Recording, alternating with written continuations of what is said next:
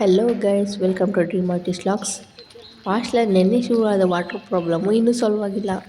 ಅದರಿಂದನೇ ಬಕೆಟ್ ತಗೊಂಡು ಆ ಬಿಲ್ಡಿಂಗಿಂದ ಈ ಬಿಲ್ಡಿಂಗಿಂದ ಆ ಬಿಲ್ಡಿಂಗ್ಗೆ ಓಡಾಡೋ ಪರಿಸ್ಥಿತಿ ಬಂತು. ಹಂಗೋ ಹಿಂಗೋ ಎಲ್ಲ ಕೆಲಸನ ಮುಗಿಸ್ಕೊಂಡು ನಾನು ಹೊರಟೆ ಕಾಲೇಜ್ ಕಡೆ. ಓ ಶಿಟ್, ಕಾಲೇಜ್ಗೆ ಹೋಗ್ಬೇಕಾದ್ರೆ ನೆನಪಾಗ್ತಿದೆ, ಇವತ್ತು C1C2 ಡಿಸ್ಪ್ಲೇಗೆ ಬೇಕಾಗಿರೋ ಮೇನ್ ವರ್ಕ್ನೇ ನಾನು ಹಾಸ್ಟೆಲ್ ಮಾಡ್ಕೊಂಡು ಬಂದೆ ಅಂತ. ಮತ್ತೆ ವರ್ಕ್ ತಗೊಂಡು ಮತ್ತೆ ನಾನು ಹೊರಟೆ ಕಾಲೇಜ್ ಕಡೆ.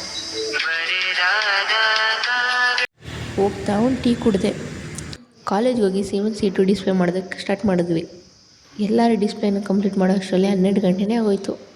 ಫೈನಲ್ ಆಗಿ ಡಿಸ್ಪ್ಲೇ ರೆಡಿ ಆಯಿತು. ನಾನು ವೀಡಿಯೋದಾಗ ಕಾಣಿಸ್ಕೊಂಡೆ ಅಂತ ಡಿಲೀಟ್ ಎಲ್ಲ ಮಾಡವ ನಾನು. ಅದಾದಮೇಲೆ ವಿಸಿಟರ್ಸ್ ಎಲ್ಲ ಬರೋದಕ್ಕೆ ಸ್ಟಾರ್ಟ್ ಮಾಡಿದ್ರು. ವಿಸಿಟರ್ಸ್ ಆಗಿ ನಮ್ಮ ಕಾಲೇಜ್ ಸ್ಟೂಡೆಂಟ್ಸ್ ಎಲ್ಲ ಬರೋದಕ್ಕೆ ಸ್ಟಾರ್ಟ್ ಮಾಡಿದ್ರು. ಅಷ್ಟರಲ್ಲಿ ಸರ್ ಕೂಡ ಬಂದು ವರ್ಕ್ ಬಗ್ಗೆ ಹೇಳೋದಕ್ಕೆ ಶುರು ಮಾಡಿದ್ರು.